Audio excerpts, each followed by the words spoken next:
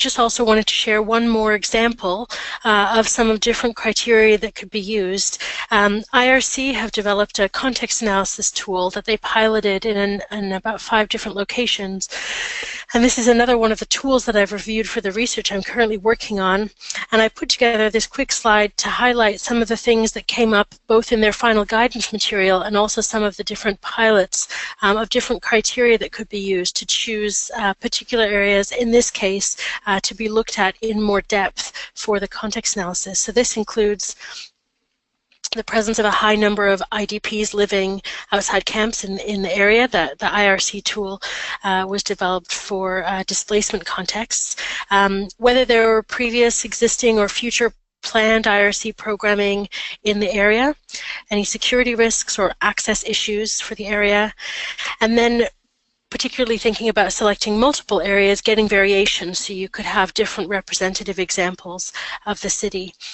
Vulnerability of that area in comparison to other areas of the city, the organization's existing or future program or strategic preferences, existing gaps in contextual understanding. Have assessments been conducted of some areas already?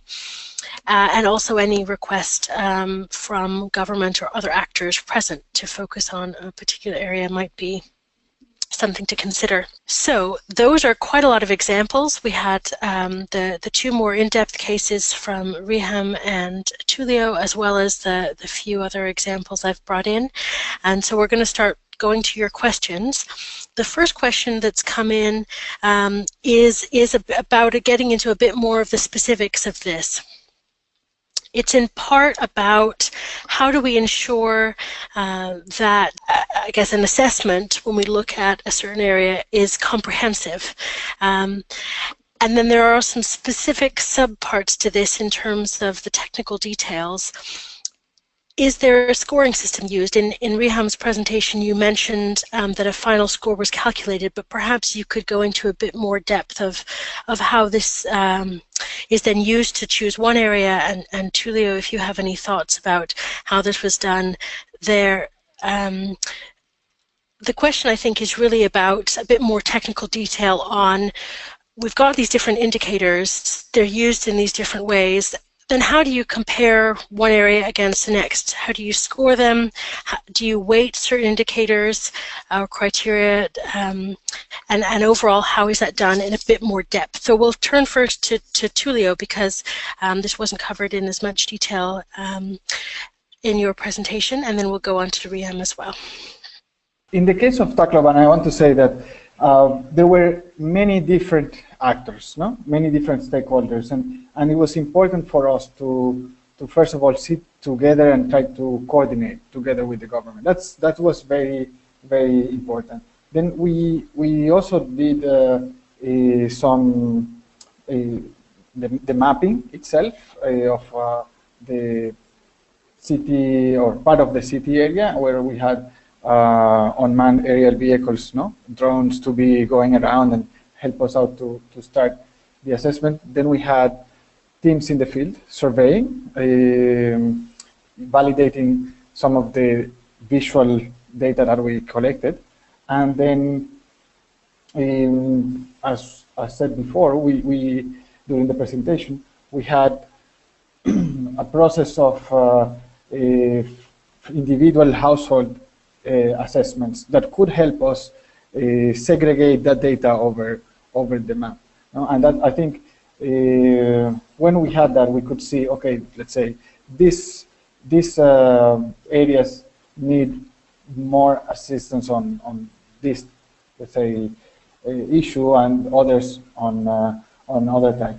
And of course, once we had the let's say the surveys done by our field staff, we had a process of community validation.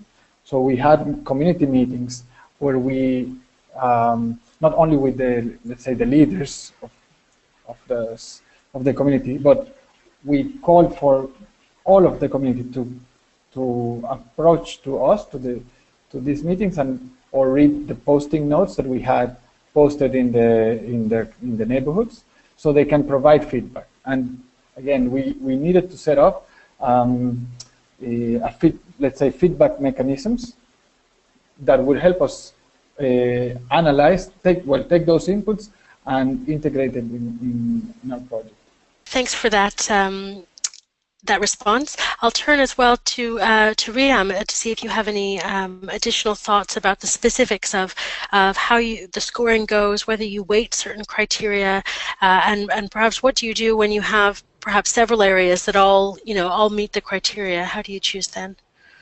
So the local stakeholders' knowledge of their areas varies depending on their experience, and given that we were covering the selection on a district level, so we would have different mayors from different municipalities, and definitely their knowledge varies. So usually we provided them with a specific criteria which can help guide their choices or guide their ranking.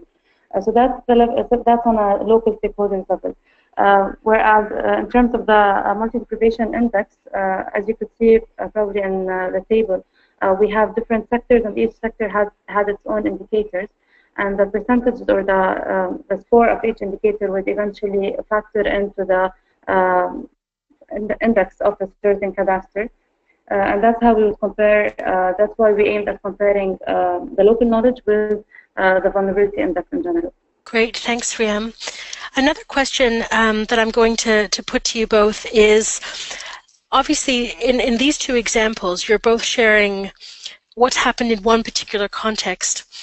And the question that's come in is about, is it possible to develop a consistent criteria that we could use across to measure the vulnerability level of an urban neighborhood, no matter the context, like we have, for example, for certain risk factors or certain sectors? Or is this something that's always going to be context-based, that each country and even perhaps each area of a country might need its own context-specific criteria to use to measure? I'll turn first to Tulio to get your thoughts.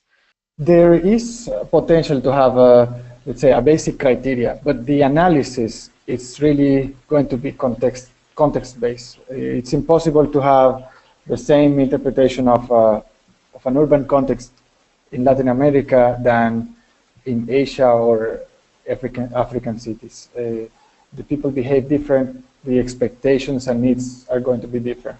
So I think when we have a set of questions and like related to shelter, water and sanitations, those things can be standardized more or less, but then the analysis definitely has to be contextualized.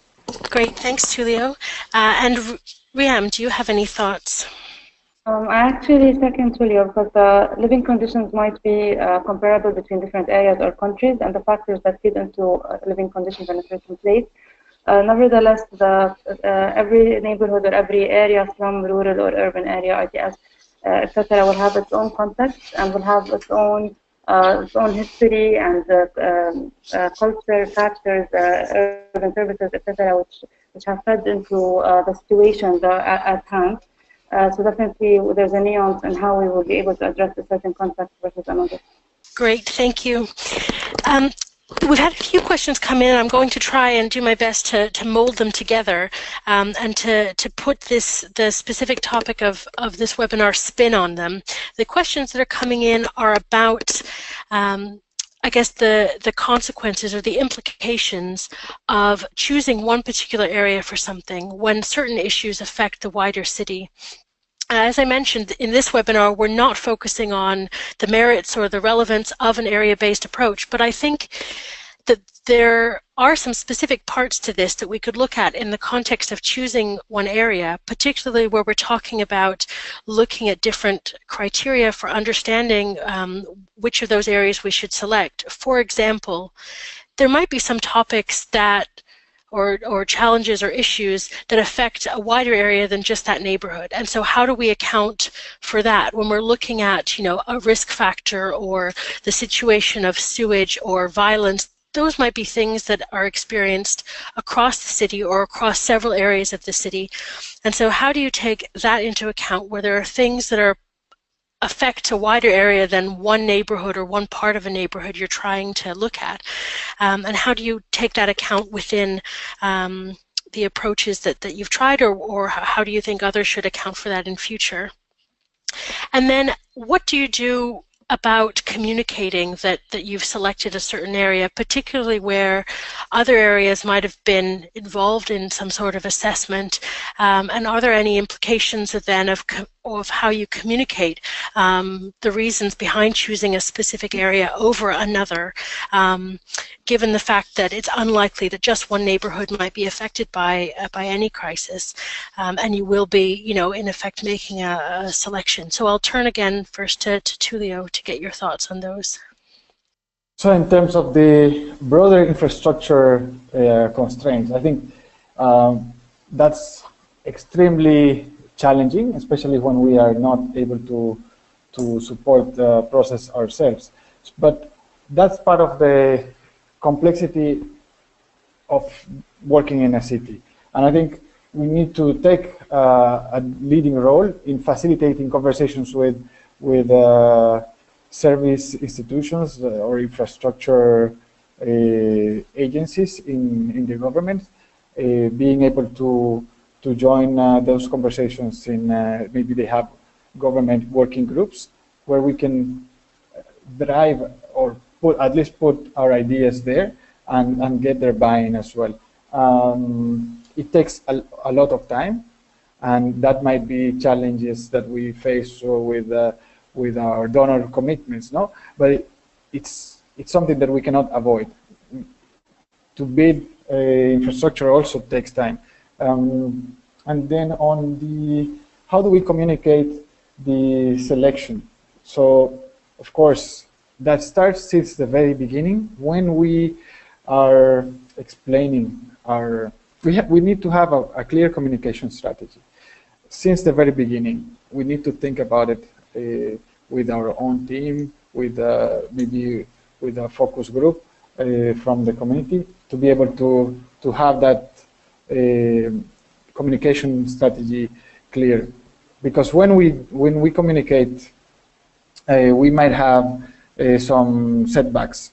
And then we need to be very open what we can provide or not. Maybe set up complementary support for those areas that might not be selected. We can include them in activities such as preparedness, hygiene that maybe are not so intensive as others, and that still improve the quality of life of those other neighborhoods. Great, thanks, Tulio. And I'll turn again to Riham as well to see if you have any thoughts on this one. Yes, so in our current methodology, we are identifying the most disadvantaged areas across Lebanon. And profiles that we've already, neighborhoods which we have already profiled previously, we used to select our neighborhoods based on our city profiles. So these neighborhoods would be within the cities we've profiled, and we would be able to usually identify the most vulnerable areas within a certain city. So this would give us the bigger picture or the context which our neighborhoods are within. In general, you were asking on how can we relate our problems that are within a certain area to problems that are at a more national basis. Definitely, whenever we're analyzing a certain area, we usually need to try to see the bigger picture. So, for example, if we're discussing basic urban services, we can't be analyzing or studying the network, the sewage network within the neighborhood without or suggesting to update it without learning more about the other networks that it's connected to, which are still undersized in surrounding neighborhoods. Or, for example, in terms of safety and security, too many times it's a crippling effect. So, if there's any incidents or insecurity within a certain city, it will also be replicated within the neighborhood. Similarly, livelihood opportunities or local economy, which is often integrated between one area and another. So whenever even when we have an area-based approach, we need to keep in mind the wider context and the national factors that influence certain dynamics within a neighborhood itself. Great, thank you. Tulio, I'm going to come to you with this one because I know you've done some work on disaster risk reduction. We have a question here about whether you think the approach to choosing an area would change or not in a preparedness program if you're looking at preparedness work rather than a response like the Taliban response that you described. Do you think the strategy of how you choose the area would change in a preparedness approach? Yes, so I think it also depends on what you might want to achieve. But I would say, yes, it can change. For instance, recently I was in Sierra Leone, and we wanted to, we are starting a project there that is to influence the government in this preparedness and mitigation works. And I think we, if we are trying to influence, we might want to be more conservative and ensure that we have, that we can show some success to then take the next step and go to more critical areas.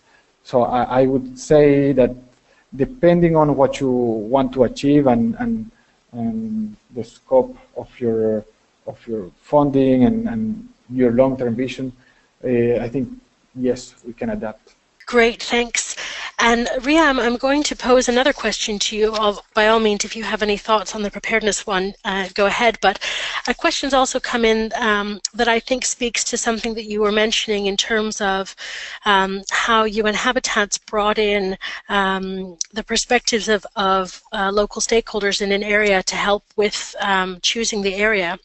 The question is about how you deal with and negotiate between the priorities that local stakeholders might have and the experience and knowledge they might have with the experience and knowledge that the team might have with a specific topic. For example, there might be an aspect that locally people feel is important, but based on someone's specific knowledge about risk factors or about the response, they might think that another aspect should be prioritized. How do you negotiate between those aspects? Probably this is why we wanted to develop guiding criteria for the local stakeholders, which would help deconflict their different opinions or any biases in their selection during the workshops, if that might answer your question. And similarly, that's why we wanted to triangulate the data with a multi-deprivation index, which is more of an objective ranking versus that subjective ranking that you gathered from the local stakeholders. Great, thanks. We've had a few queries about whether we can share certain documents and methodologies.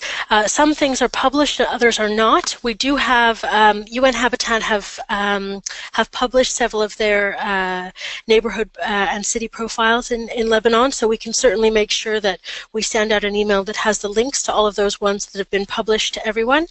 A few of the other approaches that I mentioned, the ACF one is published, the PCI criteria haven't been published anywhere, but whatever we do have that's published, we will put together in an email afterwards and send out either right after the webinar the next few days, or when we send out the recording in a couple of weeks, depending on how long it takes to get everything together. And pending the speaker confirmation, yes, we'll make all the slides available. As well, there'll also be a recording of the webinar that you can watch back that has all the slides embedded in it, as well as a transcript. And those will be available in about 2 weeks after the webinar.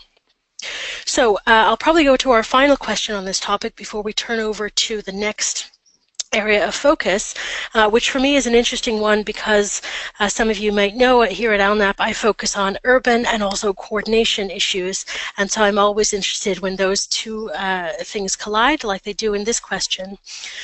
The question is, how do you coordinate with other organizations so that all the actors operating in a humanitarian response don't choose the same area for the same thing?